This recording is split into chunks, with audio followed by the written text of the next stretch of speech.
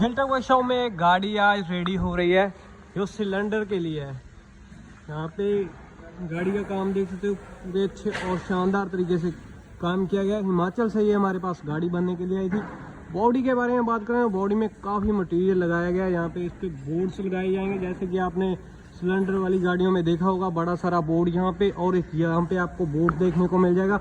और सबसे बड़ी बात यहाँ पे मैं आपको दिखाता हूँ, यहाँ पे ब्लू कलर लगाया गया है और ब्लू कलर का यहाँ पे इस गाड़ी पे प्राइमर लगा है। और अंदर के बारे में बात करें तो मैं आपको अंदर से दिखाता हूँ। पीछे में डाले का काम, गेट्स का काम, प्लस आपको स्पेयर फट्टे का काम देखने को मिल जाएगा। और यहाँ पे आप ऊपर की तरफ जाल का काम देख सकते हो, सामने की तरफ चैनल्स का काम करके दिया गया है। और पाजी हमारे साथ जुड़े हुए हैं और एक गाड़ी इनकी आई हुई है हमारी वर्कशॉप में से। कैसे हो पाजी? बस ठीक है जी। काम कैसा लगा आपको? बहुत बढ़िया है। आपको काम कैसा लगा नीचे कमेंट सेक्शन में ज़रूर बताना। मिलते हैं हम आपको ऐसे ही इंटरेस्टिंग वीडियो के साथ। जय हिंद दोस्तों, वंदे मातरम।